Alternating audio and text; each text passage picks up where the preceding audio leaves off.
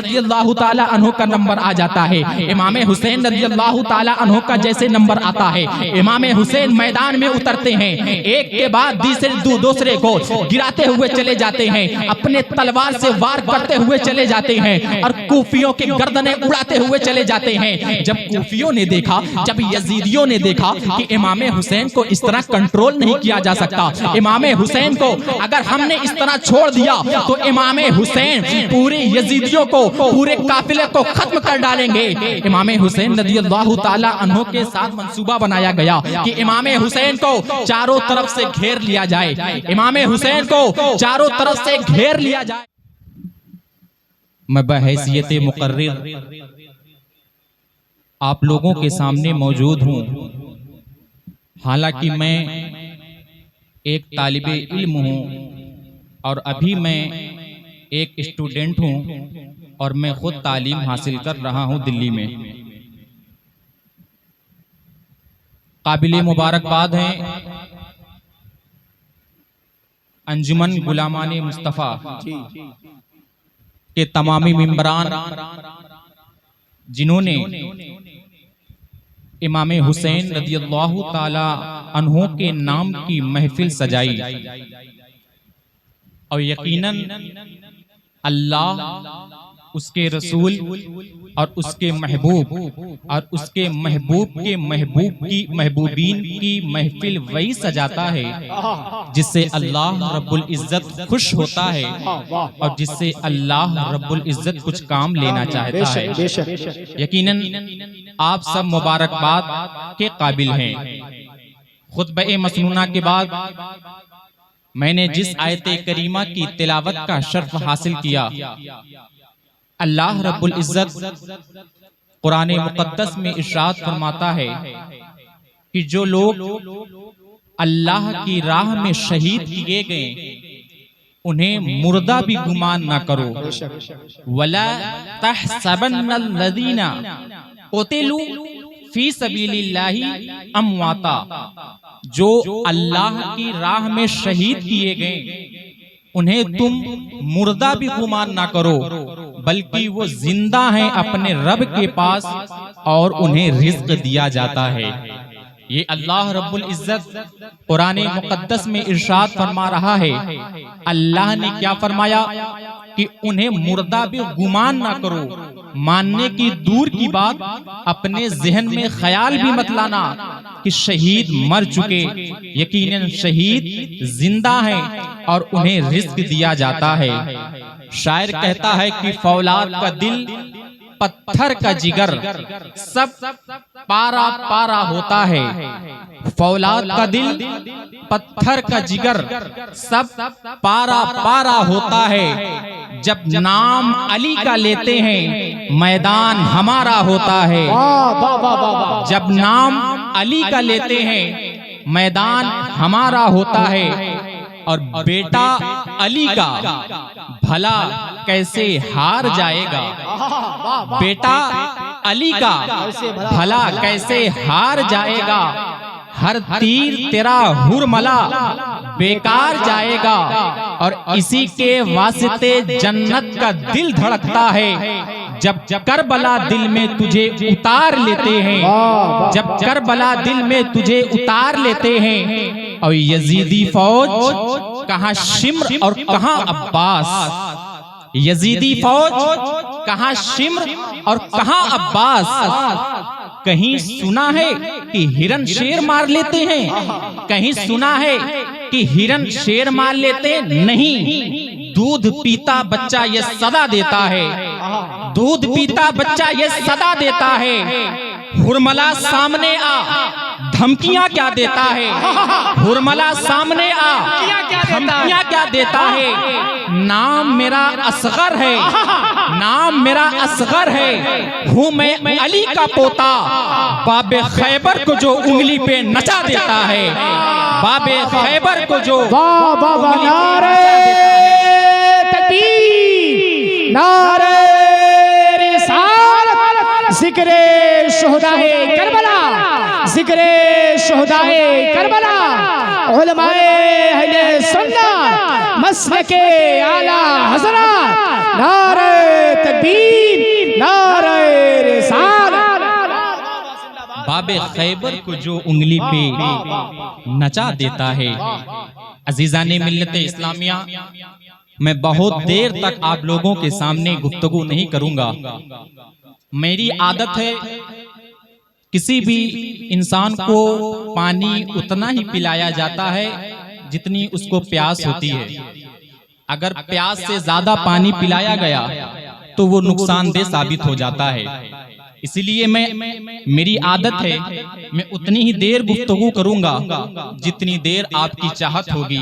मैं देखूंगा आपकी नजरें इधर उधर होने लगी, मैं वहीं पर अपनी गुफ्तगू का एंड कर दूंगा। एक मर्तबा और झूम झूम कर दुरूद पाक का नजराना पेश करें और पढ़ें अल्लाहुम्मा सल्ली अला सय्यदिना व मौलाना मुहम्मदिन व बारिक व सल्लिम सलातन व सलामन अलैका या रसूलल्लाह सल्लल्लाहु तआला अलैहि वसल्लम।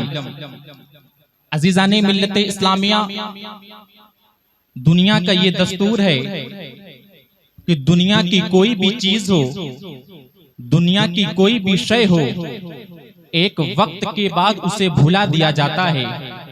एक वक्त के बाद उसको इंसान भूल जाया करता है।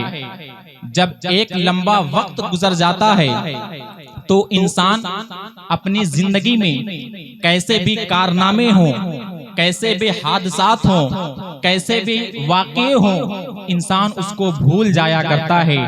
हर इंसान की जिंदगी में कोई ना कोई वाक़या जरूर पेश आता है, कोई ना कोई वाक़या जरूर सुदूर होता है। अरे आपकी उम्र कितनों की साल, 40 साल, 50 साल, 60 साल, 80 साल की जिंदगी हो जाती है। उनकी 60-70 साल जिंदगी के दरमियान कितने वाक़यात होते हैं, कितने हादसात होते हैं, कितने वाक़यात रूनुमा होते हैं, लेकिन उस इंसान को अपने जिंदगी के अंदर जो वाक़यात पेश आते हैं वो उसको याद नहीं रहते। अगर मैं 40 साल या 60 साल इंसान से पूछूं कि आपके बचपन का हाल क्या था, आपके बचपन का साथी कौन था, आपके बचपन का आलम क्या था, आप बचपन में किस तरह खेला करते थे, तो मैं समझता हूं A to Z पूरी चीजें उसको नहीं याद होगी। कुछ चीजें याद होंगी लेकिन सब कुछ नहीं याद होगा, कुछ चीजें याद होंगी। इसी तरह अगर 60 साल जिंदगी गुजारने वाले बुजुर्ग इंसान से पूछा जाए कि जब आप प्राइमरी स्कूल में थे, जब आप कक्षा 4 में थे, जब आप कक्षा 5 में थे, तो कौन सी किताबें पढ़ाई जाती थी, क्या निसाब था, क्या सिलेबस था, क्या सब्जेक्ट थे, क्या चैप्टर था, कौन सा टीचर था, कौन से दोस्त थे, आपका बेस्ट फ्रेंड कौन सा था, आपका साथी कौन सा था, आपका बेस्ट टीचर कौन सा था। मैं समझता हूँ 60-70 साल वाले इंसान से अगर पूछा जाए तो मुकम्मल तरीके से नहीं बता पाएगा। कुछ चीजें जरूर बता लेगा लेकिन पूरी चीजें नहीं बता पाएगा। अरे इंसान की जिंदगी में बहुत से वाक़यात होते हैं, बहुत से तस्करे होते हैं, बहुत से हादसात होते हैं, लेकिन इंसान उसे याद नहीं रखता। इंसान एक जमाने के बाद उसे भूल जाता है।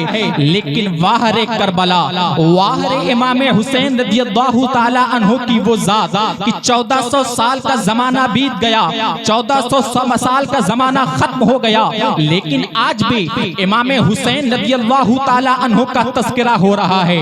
आज भी पूरी दुनिया में इमाम हुसैन रज़ियल्लाहु ताला अन्हु के शहदाई, इमाम हुसैन रज़ियल्लाहु ताला अन्हु की महफिलें मुनक्किद कर रहे हैं। आज भी पूरी दुनिया में इमाम हुसैन रज़ियल्लाहु ताला अन्हु से मोहब्बत करने वाले इमाम हुसैन रज़ियल्लाहु ताला अन्हु की शहादत का जिक्र कर रहे हैं। आज भी पूरी दुनिया में इमाम हुसैन रज़ियल्लाहु ताला अन्हु के फिदाई, इमाम हुसैन रज़ियल्लाहु ताला अन्हु के नाम की सबीलें सजा रहे हैं। आज भी पूरी दुनिया में इमाम हुसैन रज़ियल्लाहु ताला अन्हु के नाम का खिचड़ा बना रहे हैं। आज भी पूरी दुनिया में इमाम हुसैन रज़ियल्लाहु ताला अन्हु के नाम की महफिलें मुनक्किद कर रहे हैं, उनकी शहादत का जिक्र कर रहे हैं, उनके खानदान का जिक्र कर रहे हैं, उनकी कुर्बानियों को याद कर रहे हैं। अरे सिर्फ मुसलमान ही नहीं बल्कि आप गैर से भी पूछेंगे कि इमाम हुसैन कौन है तो वो भी बता देगा। आप काफिर से भी पूछेंगे इमाम हुसैन कौन है वो भी बता देगा। आप गैर से भी पूछेंगे कि मैदान करबला किस चीज का नाम है वो भी बता देगा। इमाम हुसैन की कुर्बानी के बारे में पूछेंगे तो वो भी बता देगा। आप दुनिया का सर्वे कीजिए, दुनिया का जायजा लीजिए, अगर आप मुसलमान के अलावा गैरों से भी पूछेंगे तो वो भी इमाम हुसैन की हस्ती को बता देगा। आखिर पूरी दुनिया में इमाम हुसैन का तस्करा क्यों हो रहा है, इमाम हुसैन का जिक्र क्यों किया जा रहा है? 1400 साल का जमाना बीत गया, 1400 साल से ज्यादा का जमाना खत्म हो गया, लेकिन फिर भी इमाम हुसैन का जिक्र हो रहा है, फिर भी इमाम हुसैन की महफिलें सजाई जा रही है। आखिर क्यों? अगर आप तारीख का मुताला करेंगे, हिस्ट्री के पन्ने का मुताला करेंगे, आप हिस्ट्री की दुनिया में सैर करेंगे तो आपको मालूम होगा कि इमाम हुसैन रज़ियल्लाहु ताला अन्हु के नाना जान हुजूर अलैहिस्सलातु वस्सलाम ने सहाबा किराम और अपने कुर्बानियां देकर दीने इस्लाम को फैलाया था, दीने इस्लाम को फरोग दिया था। और इमाम हुसैन रज़ियल्लाहु ताला अन्हु ने जब आपके दीन पर आँच आई, जब काफिरों ने इमाम हुसैन रज़ियल्लाहु ताला अन्हु ने इमाम हुसैन रज़ियल्लाहु ताला अन्हु के दीन पर आँच आई तो इमाम हुसैन रज़ियल्लाहु ताला अन्हु ने अपने खूने जिगर से अपने खानदान वालों को, अपने घर वालों को अपने खूने जिगर से सींच कर दीने इस्लाम को बचाया था। हुजूर के इमाम हुसैन के नाना ने, इमाम हुसैन के नाना ने दीने इस्लाम को फैलाया था और इमाम हुसैन रज़ियल्लाहु ताला अन्हु ने दीने इस्लाम को बचाया था। इसीलिए आज पूरी दुनिया में इमाम हुसैन का तस्करा हो रहा है, उनके नाम की सबीलें सजाई जा रही हैं, उनके नाम का खिचड़ा हो रहा है, उनके नाम की महफिलें मुनक्किद हो रही है। और जब शायर ने कलम उठाया तो लिख दिया कत्ले हुसैन असल में मर्गे यजीद है, इस्लाम जिंदा होता है हर करबला के। वाह वाह वाह वाह, जिंदाबाद जिंदाबाद जिंदाबाद, होता है हर करबला के बाद। ये इमाम हुसैन रज़ियल्लाहु ताला अन्हु की तारीख है। इमाम हुसैन रज़ियल्लाहु ताला अन्हु को आज जो पूरी दुनिया में जिक्र हो रहा है उसकी वजह यही है। आप जरा हिस्ट्री का जब मुताला करेंगे, आप किताब का मुताला करेंगे तो आपको एक चीज ये मालूम होगी कि इमाम हुसैन रज़ियल्लाहु ताला अन्हु ने, इमाम हुसैन रज़ियल्लाहु ताला अन्हु ने मैदान करबला में एक के बाद एक को कुर्बान कर दिया, एक के बाद एक को कुर्बान कर दिया। लेकिन अगर इमाम हुसैन रज़ियल्लाहु ताला अन्हु चाहते तो यजीद सारी दौलत आपके कदमों में निछावर कर देता, सारी दौलत इमाम हुसैन के कदमों में निछावर कर देता। इमाम हुसैन रज़ियल्लाहु ताला अन्हु का कहीं का गवर्नर बना देता, इमाम हुसैन रज़ियल्लाहु ताला अन्हु को दौलत से पूरा उसके ऊपर लाद देता। लेकिन इमाम हुसैन रज़ियल्लाहु ताला अन्हु ने दौलत को फौकियत नहीं दी, आपने सियासत और हुकूमत को फौकियत नहीं दी, बल्कि आपने दीन इस्लाम को फौकियत दी। आप किताबों का मुताला कीजिए, आपको मालूम होगा कि इमाम हुसैन रज़ियल्लाहु ताला अन्हु ने दीन इस्लाम को फौकियत दी, दीन इस्लाम को प्रायोरिटी दी, दीने इस्लाम को फजीलत दी और पैसे को ठोकर मार दिया, दौलत को ठोकर मार दिया। आज पूरी दुनिया में अगर मुसलमान को एक तरफ पैसा रख दिया जाए और एक तरफ दीने इस्लाम को रख दिया जाए, एक तरफ 1 करोड़ रुपया रख दिया जाए, एक तरफ नमाज को रख दिया जाए, एक तरफ पैसे को रख दिया जाए, एक तरफ मस्जिद को रख दिया जाए, एक तरफ पैसे को रख दिया जाए, एक तरफ आपके मजहब इस्लाम को रख दिया जाए, अगर पूछा जाए तुम किसकी तरफ जाओगे, मैं समझता हूँ 80% मुसलमान ऐसे होंगे जो पैसे की तरफ भागेंगे, जो पैसे की तरफ भागेंगे। और आज नतीजा इसका यह हुआ कि आज मुसलमानों को परेशान किया जा रहा है, मुसलमानों को परेशान किया जा रहा है, मुसलमानों को रुसवा किया जा रहा है, पूरी दुनिया में मुसलमानों को जलील किया जा रहा है। इसकी वजह यही है कि आज हम दीन इस्लाम को हमने सही तरीके से समझा नहीं, सही तरीके से हमने अमल नहीं किया। इस वजह से आज पूरी दुनिया में हमको सताया जा रहा है, इस वजह से आज पूरी दुनिया में हमको परेशान किया जा रहा है। आप इमाम हुसैन रज़ियल्लाहु ताला अन्हु की तारीख का मुताला कीजिए, इमाम हुसैन रज़ियल्लाहु ताला अन्हु की हिस्ट्री का मुताला कीजिए, आपको बखूब मालूम होगा कि जब यजीद पलीद तख्त नशी हुआ, जब वो तख्त पर बैठा तो बहुत से फितने उसने फैलाए, बहुत से फितने फैलाए और यजीद ये बहुत फासिको फाजिर और बहुत ही गुनहगार शख्स था। यजीद ने भाई और बहन के दरमियान जो रिश्ता होता है, इन दोनों के दरमियान शादी निकाह को जायज कर दिया था। भाई और बहन के दरमियान निकाह को इसने जायज कर दिया था। और बहुत गुनहगार, बहुत ही सियाकार, हर जितने फितने थे इसने सब वहां से गुजर चुका था। बहुत जालिम इंसान था। जब ये तख्त नशी हुआ, हजरत अमीर मुआविया रदियल्लाहु ताला अन्हु का इंतकाल हो जाता है। हजरत अमीर मुआविया रदियल्लाहु ताला अन्हु वो सहाबी रसूल हैं जिनको कातिबे वही कहा जाता है, कुरान की आयतें लिखा करते थे। जब इनका इंतकाल हो जाता है तो यजीद पलीद तख्त नशी होता है। तख्त पर बैठने का उसूल होता है, एक ज़ाब्ता होता है, लेकिन यजीद पलीद ऐसा शख्स था जो बगैर किसी की ओट लिए, बगैर किसी के इत्तेफाक़े राय से तख्त नशी हो गया। खुद से कहने लगा कि मैं तख्त नशी हो गया हूँ और इस वक्त अब मैं हाकिम हूँ। जब अमीर मुआविया का इंतकाल हुआ तो यजीद तख्त नशी हुआ। यजीद तख्त पर बैठा और हर जगह इसने खतूत जारी कर दिए, हर जगह इसने खत भेज दिया। और खत में क्या लिखा कि अब मैं गवर्नर हो गया हूँ, इस वक्त का अब मैं हाकिम हूँ, सब लोग मेरी बैयत कर लो।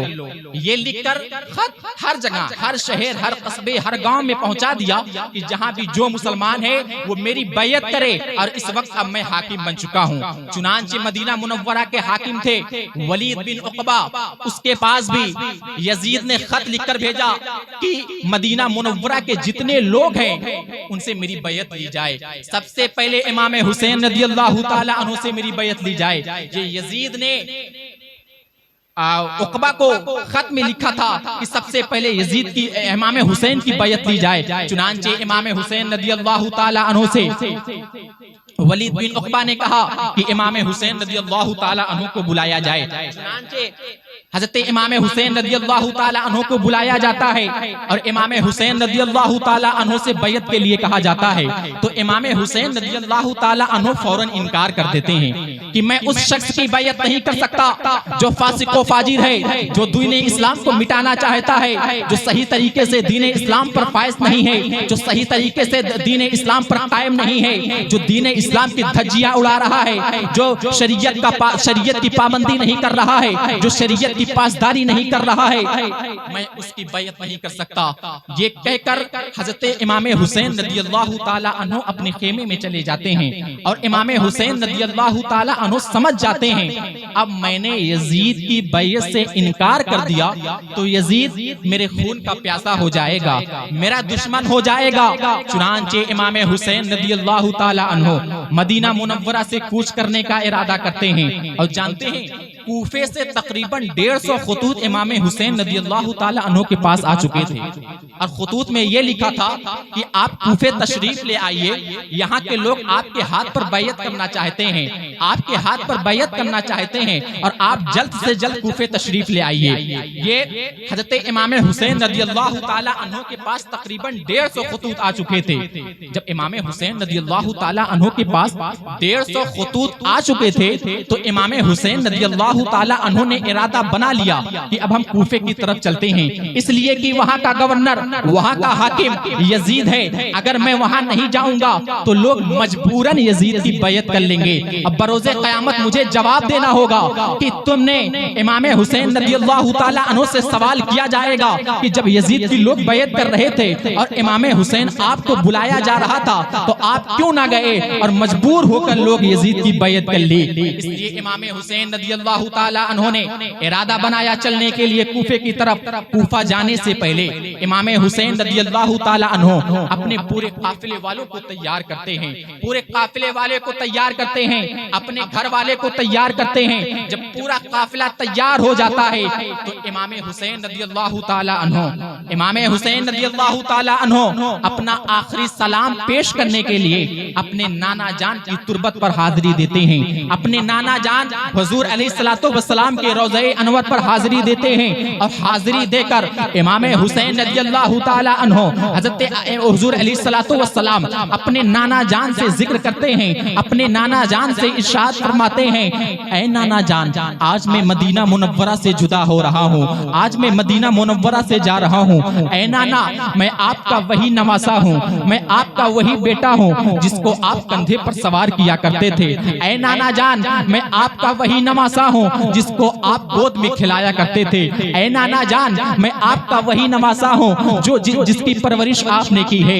ये कहकर इमाम हुसैन रज़ियल्लाहु ताला अन्हु हुजूर अलैहिस्सलातु वस्सलाम अपने नाना जान को आखिरी सलाम अलविदाइया सलाम करके अपने वालिदा माजिदा की तुरबत पर हाजिरी देते हैं। वहां पर यही हाजिरी देकर कहते हैं, ऐ अम्मी जान, आज मैं मदीना मुनव्वरा से छोड़ को जा रहा हूँ, मदीना मुनव्वरा को छोड़ के जा रहा हूँ, मैं मदीना मुनव्वरा से कूच कर रहा हूँ और हमेशा हमेशा के लिए कूच कर रहा हूँ। इमाम हुसैन रज़ियल्लाहु ताला अन्हु ने अपने वालिदा माजिदा से जिक्र किया कि मैं आपका वही बेटा हूँ जिसने आपकी गोद में परवरिश पाई है, लेकिन आज मजबूरन मुझे मदीना मुनव्वरा छोड़ना पड़ रहा है। आप जरा अंदाजा तो लगाएं, वो इमाम हुसैन रज़ियल्लाहु ताला अन्हु जिनका सब कुछ मदीना मुनव्वरा में है, जिनके नाना मदीना मुनव्वरा में है, जिनकी वालिदा मोहतरमा मदीना मुनव्वरा में है, लेकिन वो आज मदीना शरीफ को छोड़ रही हैं। जरा आप अंदाजा तो लगाएं इमाम हुसैन रज़ियल्लाहु ताला अन्हु पर क्या बीत रही होगी, इमाम हुसैन रज़ियल्लाहु ताला अन्हु पर क्या बीत रही होगी। आप जरा अंदाजा लगाएं, जब आपके घर का आपका भाई, आपका बेटा कमाने के लिए सऊदिया जाता है, कमाने के लिए अदर कंट्री का सफर करता है, तो उसके दिल पर क्या बीतती है। वो अपने माँ से भी लिपट कर रोता है, अपने बाप से लिपट कर भी रोता है, अपने दोस्तों से लिपट कर रोता है, अपने दोस्त ahbab से लिपट कर रोता है। जबकि वो हमेशा के लिए नहीं जाता, बल्कि 2-3 साल के लिए जाता है, हमेशा के लिए नहीं जाता, बल्कि 2-3 साल बाद फिर उसको वापस होना पड़ता है। लेकिन उसके बावजूद उसके दिल पर क्या बीतती है, वो कितना रोता है, वो कितना ज्यादा परेशान होता है, अपनी माँ को पकड़ कर रोता है, अपने भाई को पकड़ कर रोता है। आप अंदाजा लगाएं, वो इमाम हुसैन जिसने पूरी परवरिश मदीना शरीफ में हुई, जिनकी पूरी परवरिश मदीना मुनव्वरा में हुई, जिनके नाना जान मदीना मुनव्वरा में है, जिनकी वालिदा माजिदा मदीना मुनव्वरा में है, जिस शहर को हज़रत इमाम हुसैन रज़ियल्लाहु ताला अन्हु सबसे ज्यादा प्यार किया करते थे, सबसे ज्यादा मोहब्बत किया करते थे, आज वो मदीना छूट रहा है। अलविदाइया सलाम कह के इमाम हुसैन रज़ियल्लाहु ताला अन्हु कूफे की जानिब निकल पड़ते हैं, कूफे का सफर करते हैं। आप जैसे ही सफर करते हैं, सफर के दरमियान बहुत से लोग मिले और उन्होंने बताया कि ऐ इमाम हुसैन, आप कूफा मत जाइए, आप कूफा मत जाइए, वहाँ के लोग आपको धोखा दे देंगे। इमाम हुसैन रज़ियल्लाहु ताला अन्हु ने जब आपके पास 150 खतूत आ गए, तो सबसे पहले इमाम हुसैन रज़ियल्लाहु ताला अन्हु ने मुस्लिम बिन अकील को भेजा कि जाओ जरा कूफे के हालात मालूम कर लो, कूफे के हालात क्या हैं, वहाँ 150 खतूत वहाँ से आए हैं, जरा जाओ, क्या वहाँ के हालात वाकई ठीक हैं, क्या वो वाकई हमसे मेरे हाथ पर बैत करना चाहते हैं, क्या वाकई वो हमसे मोहब्बत करते हैं, क्या वाकई वो मुझसे इश्क करते हैं। इमाम हुसैन रज़ियल्लाहु ताला अन्हु ने मुस्लिम बिन अकील को भेजा। मुस्लिम बिन अकील कूफे की तरफ जाते हैं और वहाँ का जायजा लेते हैं। जब कूफे की सरजमीन पर आप पहुँचते हैं तो वहाँ के लोग आपका जोरदार इस्तकबाल करते हैं, आपका जोरदार इस्तकबाल करते हैं, नारों की गूंज में आपका इस्तकबाल करते हैं और आपकी ज़ियारत के लिए लोग आते हैं, आपकी ज़ियारत के लिए लोग आते हैं, उनकी ज़ियारत करने के लिए। और आपके हाथों पर तकरीबन 10,000 12,000 लोगों ने बैयत कर चुके थे सिर्फ एक हफ्ते के अंदर। मुस्लिम बिन अकील के हाथों, इमाम हुसैन रज़ियल्लाहु ताला अन्हु के हाथों पर एक हफ्ते के अंदर कई हजार लोग बैयत कर चुके थे। जब मुस्लिम बिन अकील को पता चला कि यहाँ के लोग मुझसे इश्क करते हैं, यहाँ के लोग वाकई इमाम हुसैन रज़ियल्लाहु ताला अन्हु से बैयत करना चाहते हैं, तो मुस्लिम बिन अकील ने खत लिखा कि आप जितना जल्दी हो सके आप तशरीफ ले आइए, जितना जल्दी हो सके आप तशरीफ ले आइए। ये मुस्लिम बिन अकील ने हजरत इमाम हुसैन रज़ियल्लाहु ताला अन्हु को खत में लिखा कि जितना जल्दी हो सके आप तशरीफ ले आइए।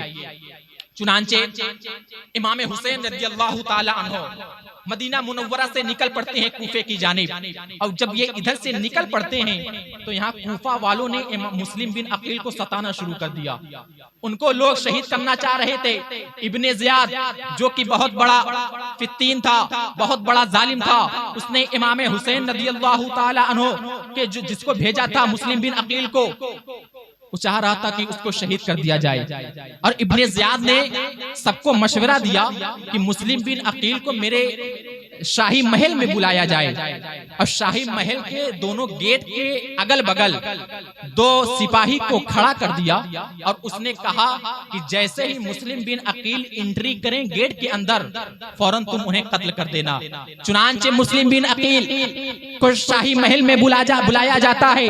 आप शाही महल में जैसे ही सफर करते हैं और एंट्री करते हैं, दोनों तरफ से आप पर वार कर दिया जाता है और आपको शहीद कर दिया जाता है। और मुस्लिम बिन अकील वहीं पर शहीद हो जाते हैं। इमाम हुसैन रज़ियल्लाहु ताला अन्हु मदीना मुनव्वरा से चल पड़ते हैं। रास्ते में चलते हैं तो बहुत से लोग मिले और इमाम हुसैन रज़ियल्लाहु ताला अन्हु का रास्ता रोका कि आप वहां पर मत जाइए, वहां के लोग गद्दार हैं, वहां के लोग वफादार नहीं हैं, अगर आप वहां जाएंगे तो लोग आपको शहीद कर देंगे। बहुत से लोग मिले, इमाम हुसैन रज़ियल्लाहु ताला अन्हु पहुंच जाते हैं। आप जब मदीना के कूफे के करीब पहुंचते हैं, जब वहां आप पहुंच जाते हैं तो हुर 1000 का लश्कर लेकर इमाम हुसैन के सामने आता है।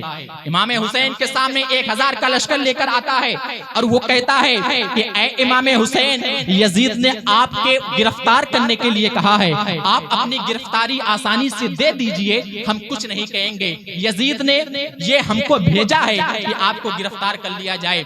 चुनांचे हुर ने जब इमाम हुसैन रज़ियल्लाहु ताला अन्हु से कहा कि लोग आपकी गिरफ्तारी चाहते हैं, यजीद आपको गिरफ्तार करना चाहता है, तो इमाम हुसैन रज़ियल्लाहु ताला अन्हु ने फरमाया, ऐ हुर सुन, मैं तेरे बुलाने से या आप लोगों के बुलाने से नहीं आया, बल्कि 150 खतूत आए हैं। मैं खुद चल के नहीं आया, बल्कि तुम लोगों के बुलाने पर आया हूँ। 150 खतूत आए तब मैं आया हूँ और तुम लोग मेरे साथ ये रवैया कर रहे हो, मेरे साथ इस तरह पेश आ रहे हो। चुनांचे उसको कुछ भी नहीं सुनाई दिया और इमाम हुसैन रज़ियल्लाहु ताला अन्हु 2 मुहर्रमुल हराम को मैदान करबला में पहुंचते हैं। मैदान करबला में पहुंचने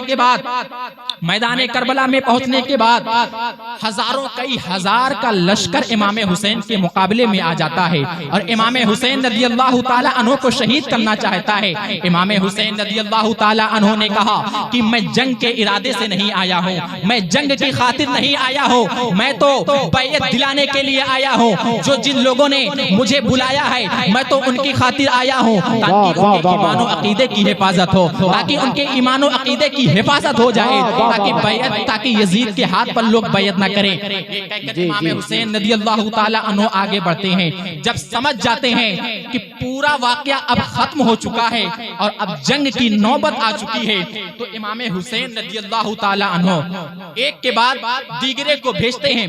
मैं मुख्तसरन वाकया बताता हूँ, वाकया बहुत तफसील है, अगर मैं बताऊंगा तो वक्त ज्यादा बीत जाएगा। मैं मुख्तसरन वाकया बता के मैं अपनी जगह लेना चाहता हूँ कि इमाम हुसैन रज़ियल्लाहु ताला अन्हु जब समझ गए कि जंग का मंजर हो गया है, जंग की कैफियत हो गई है, जंग का आलम हो गया है, तो इमाम हुसैन रज़ियल्लाहु ताला अन्हु एक के बाद दूसरे को भेजते हैं और इमाम हुसैन रज़ियल्लाहु ताला अन्हु एक दूसरे की कुर्बानियां पेश करते जाते हैं। जानते हैं उस काफिले में एक ऐसा नौजवान भी था जिसकी शादी हुए अभी 17 दिन हुए थे, जिसका निकाह हुए अभी 17 दिन हुआ था, वो नौजवान भी उस काफिले में था और इमाम हुसैन रज़ियल्लाहु ताला अन्हु के साथ अपनी कुर्बानी पेश करना चाहता था। इमाम हुसैन रज़ियल्लाहु ताला अन्हु के साथ अपनी शहादत पेश करना चाहता था। चुनांचे यके बाद दीगरे इमाम हुसैन रज़ियल्लाहु ताला अन्हु के नाम पर लोग कुर्बानियां देते गए, लोग शहीद होते गए। इमाम हुसैन रज़ियल्लाहु ताला अन्हु का नंबर आ जाता है। इमाम हुसैन रज़ियल्लाहु ताला अन्हु का जैसे नंबर आता है, इमाम हुसैन मैदान में उतरते हैं, एक के बाद दूसरे को गिराते हुए चले जाते हैं, अपने तलवार से वार करते हुए चले जाते हैं और कूफियों की गर्दनें उड़ाते हुए चले जाते हैं। जब कूफियों ने देखा, जब यजीदियों ने देखा कि इमाम हुसैन को इस तरह कंट्रोल नहीं किया जा सकता, इमाम हुसैन को अगर हमने इस तरह छोड़ दिया तो इमाम हुसैन पूरे यजीदियों को, पूरे काफिले को खत्म कर डालेंगे। इमाम हुसैन रज़ियल्लाहु ताला अन्हु के साथ मंसूबा बनाया गया कि इमाम हुसैन को चारों तरफ से घेर लिया जाए, इमाम हुसैन को चारों तरफ से घेर लिया जाए और इमाम हुसैन रज़ियल्लाहु ताला अन्हु पर वार किया जाए। चुनांचे इमाम हुसैन रज़ियल्लाहु ताला अन्हु को चारों तरफ से घेर लिया जाता है और उन पर चारों तरफ से वार किया जाता है।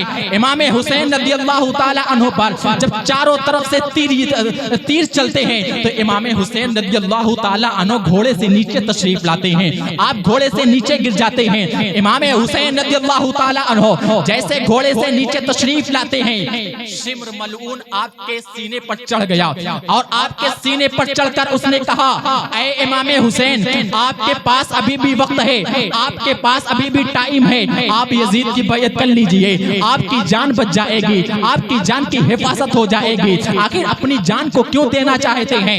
इमाम हुसैन रज़ियल्लाहु ताला अन्हु ने कहा, तुम कुछ भी कर लो, तुम मुझे कुछ भी दिलासा दे लो, लेकिन मैं इमाम हुसैन, मैं हुसैन हूँ और मैं उस नाना का नवासा हूँ जो उसने दीन इस्लाम को बड़ी मेहनत से फैलाया था।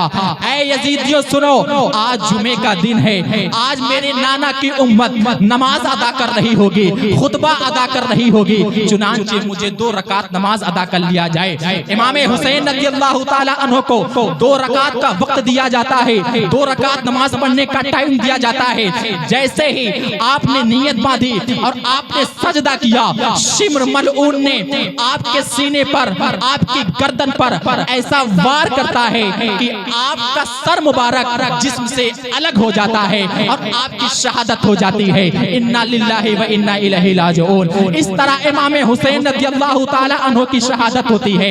आप जरा इमाम हुसैन रज़ियल्लाहु ताला अन्हु की तारीख को पढ़िए, आप सिर्फ मैदान करबला को पढ़िए, आपको अंदाजा होगा इमाम हुसैन रज़ियल्लाहु ताला अन्हु ने सिर्फ पैसे की खातिर, सिर्फ हुकूमत की खातिर, अगर आप चाहते तो आप पूरी दुनिया पर हुकूमत करते, आप अगर चाहते तो आपके कदमों पर सारी दौलत निछावर कर दी जाती, लेकिन इमाम हुसैन ने सिर्फ दीन इस्लाम का ख्याल किया, सिर्फ दीन इस्लाम को प्रायोरिटी दी, सिर्फ दीन इस्लाम को फजीलत दी। इससे पता चला जब भी कभी वक्त आए, जब भी कभी मौका आए और पैसे की बात आए और दीन इस्लाम की बात आए तो आप बिरयानी और पैसों पर न बिकें, बल्कि आप दीन पर डटे रहें। अगर आप दीन पर डटे रहेंगे तो आपकी जिंदगी सुरखरू होगी और आने वाली जिंदगी भी सुरखरू होगी। आज जो पूरी दुनिया में मुसलमान को परेशान किया जा रहा है, मुसलमानों को जलील किया जा रहा है, मुसलमानों को रुस्वा किया जा रहा है, इसकी वजह यही है कि आज हमने तरीके मुस्तफा को छोड़ दिया है, आज हमने दीन इस्लाम पर अमल करना छोड़ दिया है। इसलिए ऐ मुसलमानों, अभी तुम्हारे पास वक्त है, संभल जाओ, वरना न संभलोगे तो मिट जाओगे। ऐ हिंदी मुसलमानों, तुम्हारी दास्तां तक न होगी दास्तानों में। और तरीके मुस्तफा को छोड़ना है वजह बर्बादी, तरीके मुस्तफा को छोड़ना है वजह बर्बादी। इसी से कौम दुनिया में हुई बेइख्तिदार अपनी। इसका इलाज क्या है? हमें करनी है शहनशाहे बतहा की रजा जोई, हमें करनी है शहनशाहे बतहा की रजा जोई। वो अपने हो गए तो रहमते परवरदिगार, वो अपने हो गए तो माशाअल्लाह, जिंदाबाद। आप तारीख का जब मुताला करेंगे तो आपको बखूबी अंदाजा होगा। लेकिन मैं आपको ये भी बताता चलूं, ये बहुत मेन टॉपिक है। आज बहुत से ऐसे लोग हैं जो इमाम हुसैन रज़ियल्लाहु ताला अन्हु का जिक्र करते हैं, इमाम हुसैन रज़ियल्लाहु ताला अन्हु के नाम की महफिलें मुनक्किद करते हैं और इमाम हुसैन रज़ियल्लाहु ताला अन्हु के जिक्र जब करते हैं तो उनकी आड़ में सहाबाए किराम की गुस्ताखियां करते हैं, सहाबाए किराम की गुस्ताखियां करते हैं, सहाबाए किराम को बुरा भला कहते हैं। याद रखिए, जहां पर अहले बैते अतहार की शान है, वहीं पर सहाबाए किराम की अपनी अलग शान है। अहले बैते अतहार के बारे में हुजूर अलैहिस्सलातु वस्सलाम की हदीस है कि अहले बैते अतहार कश्ती नूह की तरह है। जो उसमें सवार हुआ वो बच गया और जो उससे रह गया वो हलाक हो गया। ये अहले बैते अतहार के बारे में हुजूर नबी रहमत सल्लल्लाहु ताला अन्हु की हदीस है। और सहाबा के बारे में हदीस ये है कि हुजूर अलैहिस्सलातु वस्सलाम ने फरमाया, अस्हाबिकन नुजूम फबिअय्यिहिम इक्तदैतुम इहतदैतुम। मेरे सहाबा सितारों की तरह हैं, बस तुम उनमें से जिनकी भी इक्तिदा करोगे हिदायत याफ्ता हो जाओगे, हिदायत पा जाओगे।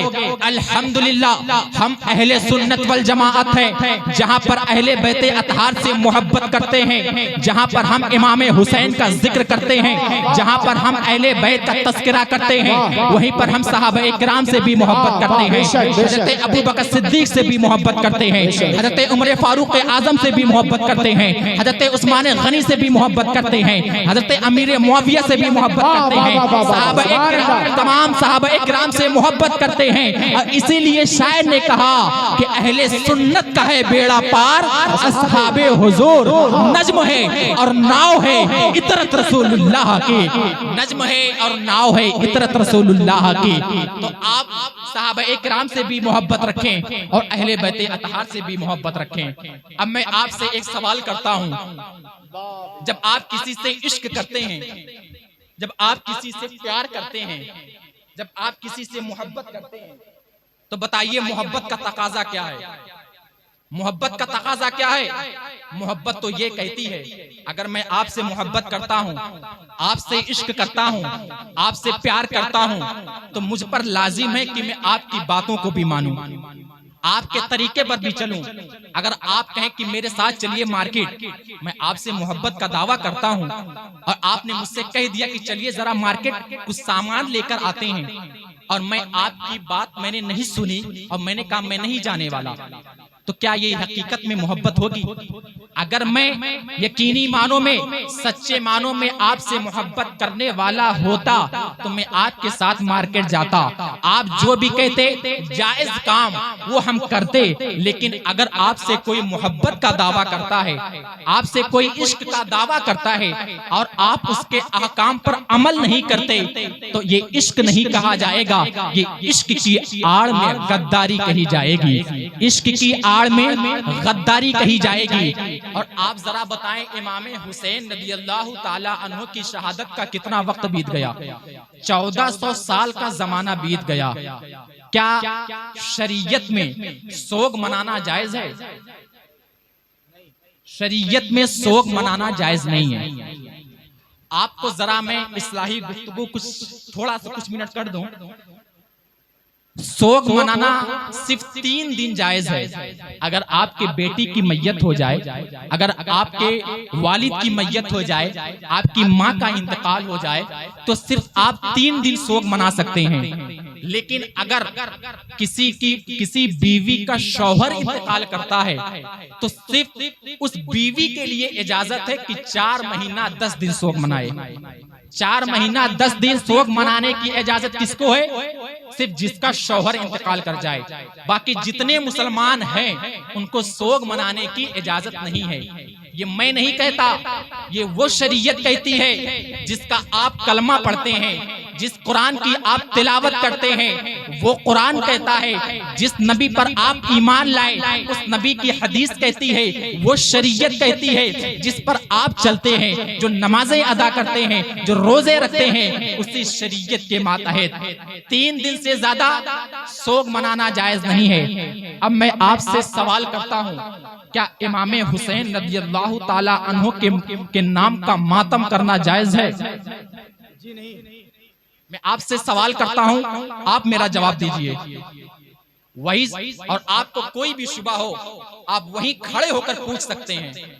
कोई भी शुबा हो, जाने के बाद ऐसा ना हो कि मौलाना साहब ऐसा बोल के चले गए। हम जो बोलेंगे कुरान और हदीस की रोशनी में बोलेंगे और हम दलील भी देंगे। अगर आप सवाल करेंगे, किसी को भी एतराज हो, फौरन वो खड़ा होकर सवाल कर सकता है। 3 दिन से ज्यादा सोग मनाना जायज नहीं है। आप इमाम हुसैन रज़ियल्लाहु ताला अन्हु के शहदाई हैं, वाह। इमाम हुसैन रज़ियल्लाहु ताला अन्हु से मोहब्बत करने वाले हैं। अगर आप इमाम हुसैन रज़ियल्लाहु ताला अन्हु से मोहब्बत करने वाले हैं तो क्या बताइए आप इमाम हुसैन रज़ियल्लाहु ताला अन्हु के नक्शे कदम पर नहीं चलेंगे, इमाम हुसैन की बातों को नहीं मानेंगे, इमाम हुसैन की शरीयत पर नहीं चलेंगे? अगर आप या हुसैन करते रहें, इमाम हुसैन का तस्करा करते रहें, इमाम हुसैन की महफिलें सजाते रहें और इमाम हुसैन के नक्शे कदम पर आप नहीं चले तो इससे कोई फायदा नहीं होगा।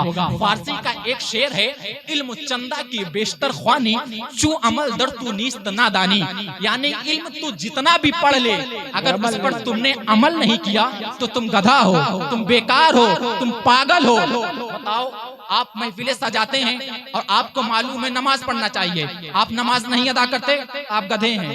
आपको मालूम है कि इमाम हुसैन रज़ियल्लाहु ताला अन्हु की शरीयत ये कहती है कि मातम नहीं करना चाहिए और आप मातम करते हैं तो आप गधे हैं, आप बेवकूफ हैं, आप ईमान वाले आपको नहीं कहा जाएगा, इसलिए कि आपको सच्चा मोहब्बत करने वाला उसी वक्त कहा जाएगा जब आप शरीयत की पासदारी करेंगे, जब आप शरीयत पर चलेंगे, जब आप शरीयत की पासदारी करेंगे। अब आप बताइए, अगर इमाम हुसैन रज़ियल्लाहु ताला अन्हु के तस्करे से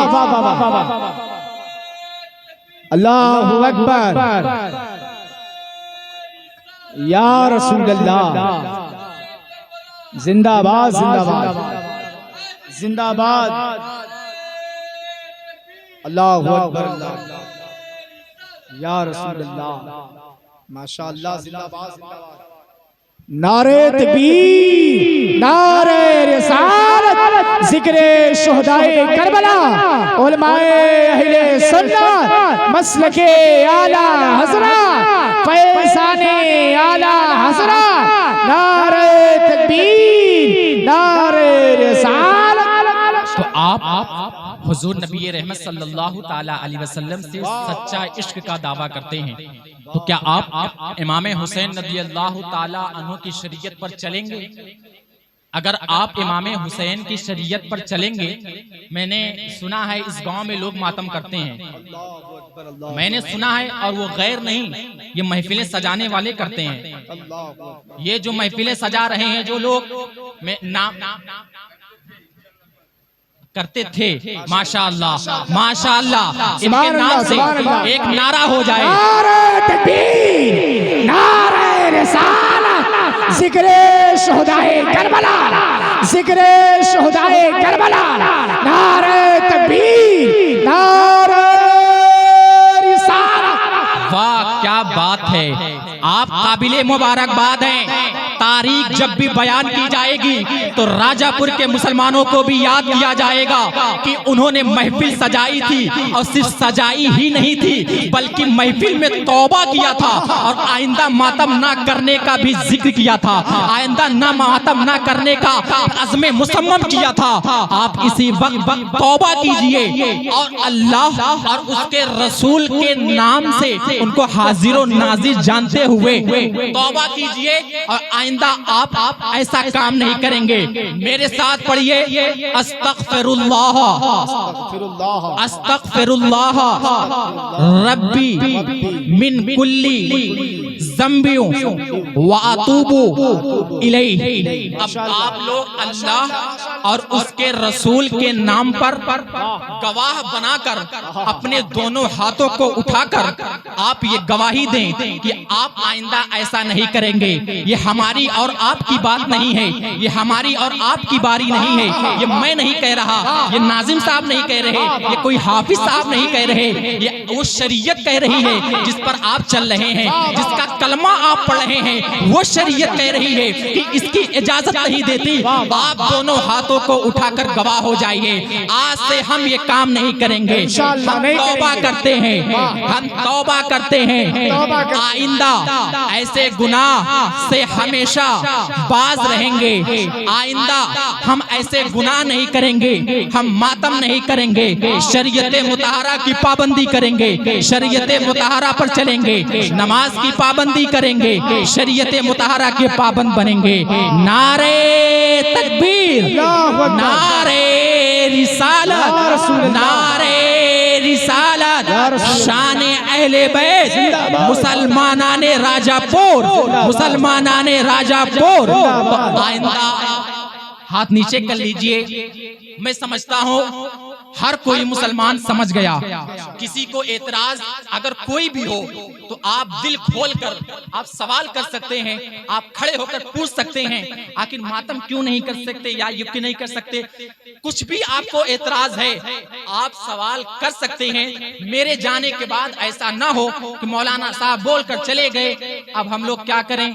बाद में बोलना अक्लमंदी नहीं है। सामने मैं हूँ, आप सामने बोलिए, जो बोलना है हम इंशाअल्लाह जवाब देंगे। इसलिए कि मैं अपनी तरफ से नहीं कुरान और हदीस की बात कर रहा हूँ, शरीयत मुतहरा की बात कर रहा हूँ। और मैं आपको बता दूं हमारे ला इल्मी का ये आलम है, हम इतने जाहिल हैं कि हमारे, आप जरा सर्वे कीजिए दुनियावी एतबार से, हमारे स्टूडेंट आपको इल्मी सतह पर बहुत कम मिलेंगे। मैं आपको बता दूं अभी ईद से पहले मैंने खुद देखा है, अपने आंखों का हाल में बयान कर रहा हूँ। मैं जामिया मिलिया इस्लामिया न्यू दिल्ली में पढ़ता हूँ, वहाँ का तालिबे इल्म हूँ।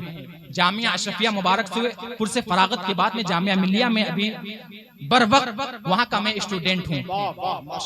और ईद से 2-3 दिन पहले विधानसभा में, उत्तर प्रदेश की विधानसभा लखनऊ में मेरी स्पीच हुई थी। वहां पर आपके उत्तर प्रदेश के मुख्यमंत्री योगी आदित्यनाथ और दीगर बड़े बड़े अफसरान थे। आप यूट्यूब पर सर्च कर सकते हैं शोएब अहमद मिसबाही विधानसभा, आपको पूरी वीडियो मुकम्मल मिल जाएगी। मैं आपको बता दूं ये एक मुकाबला होता है, उस मुकाबले के बाद वहां पर जाया जाता है।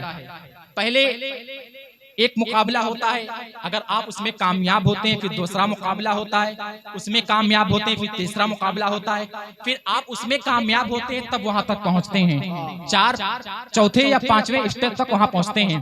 मैं आपको बता दूं मैं सिर्फ उत्तर प्रदेश ही से नहीं, अंबेडकर नगर, गोंडा, फैजाबाद, बहराइच, इन 4 डिस्ट्रिक्ट से जानते हैं कितने मुसलमान थे? सिर्फ 2 मुसलमानों ने पार्टिसिपेट किया था। एक मैं था, एक फैजाबाद की लड़की थी। ये 2 मुस्लिम सिर्फ थे जिन्होंने हिस्सा लिया था। और हिस्सा ऐसे ही नहीं लिया था, उससे पहले मुकाबला होता है। हम मुकाबले में बैठते ही नहीं, मुकाबले के बारे में जानते ही नहीं, हम अपनी जबान खोलते ही नहीं। हम डरते हैं कहीं हमको पुलिस ना गिरफ्तार कर ले, हम डरते हैं कहीं हमको जेल ना चले जाएं। आप यकीनन जेल जाएंगे, आप यकीनन पुलिस गिरफ्तार लेगी। ना तो आपको कॉन्स्टिट्यूशन ऑफ इंडिया का पता है, ना तो आपके फंडामेंटल राइट्स का पता है। कम से कम आपको अपने अधिकार तो मालूम होने चाहिए। आपका जो हिंदुस्तान का आईन है, भारत का संविधान जिसको कॉन्स्टिट्यूशन ऑफ इंडिया कहा जाता है, उसमें फंडामेंटल राइट्स हैं। आर्टिकल 30 तक, 36 तक, 40 तक आप सिर्फ पढ़ लीजिए, फंडामेंटल राइट्स को सिर्फ आप पढ़ लीजिए तो मैं समझता हूं आपको कोई रुसवा नहीं कर सकता। आप पूरे हिंदुस्तान में चाहे आलिम हो, मुफ्ती हो, सामने डीएम हो, एसडीएम हो, कितना बड़ा मुख्यमंत्री हो, प्रधानमंत्री हो, इतना बड़ा जज हो, मैं समझता हूं कोई नहीं डरेगा, डट कर अपनी बात रखेगा। मैं विधानसभा में था, अल्हम्दुलिल्लाह मैं इसकी जानकारी रखता था। अल्हम्दुलिल्लाह मैंने उर्दू में इसलिए और सिर्फ इसलिए स्पीच दी थी कि उससे कुछ अरसे पहले, कुछ दिनों पहले आप ही के मुख्यमंत्री का बयान था कि उर्दू किनकी जबान है? कठमुल्लों की जबान है। अल्हम्दुलिल्लाह मैंने विधानसभा में मुख्यमंत्री की मौजूदगी में पूरे उर्दू में पूरे विधानसभा में ललकारा था और माइक के बगैर अल्हम्दुलिल्लाह मेरी आवाज पूरे विधानसभा में गूंज रही थी। बगैर माइक की जरूरत ही नहीं थी। जानते हैं ये हमारी खूबी नहीं है। अल्हम्दुलिल्लाह हम अहले सुन्नत वल जमात हैं, हम हुजूर नबी रहमत सल्लल्लाहु तआला अलैहि वसल्लम का कलमा पढ़ने वाले हैं, हम इमाम हुसैन से मोहब्बत करने वाले हैं। हैं और सिर्फ मोहब्बत ही करने वाले नहीं बल्कि उनके नक्शे कदम पर चलने वाले हैं। अरे हुजूर अलैहिस्सलातो वस्सलाम पर जो सबसे पहली आयत नाजिल हुई इक़रा, आप इसके पाबंद तो हो जाइए, आप पाबंदी तो कीजिए, आप तालीम तो हासिल कीजिए। अगर आप तालीम के मैदान में कदम रखेंगे तो आप किसी भी मैदान में नहीं डरेंगे। आपके सामने कोई भी होगा, आप जमकर अपनी बात को रखेंगे। तो मैं आपसे गुजारिश करता हूँ, आप तालीम भी हासिल कीजिए, सहाबा इकराम से मोहब्बत कीजिए, अहले बैत अतहार से मोहब्बत कीजिए और आपने जो वादा किया है आप उस वादे पर डटे रहिए। और मैं समझता हूँ, आप पर यकीन करता हूँ कि आइंदा आप ऐसा नहीं करेंगे, क्योंकि ये मेरी और इनकी बात नहीं, ये शरीयत मुतहरा की बात है। मुसलमानों संभल जाओ, न संभलोगे तो मिट जाओगे।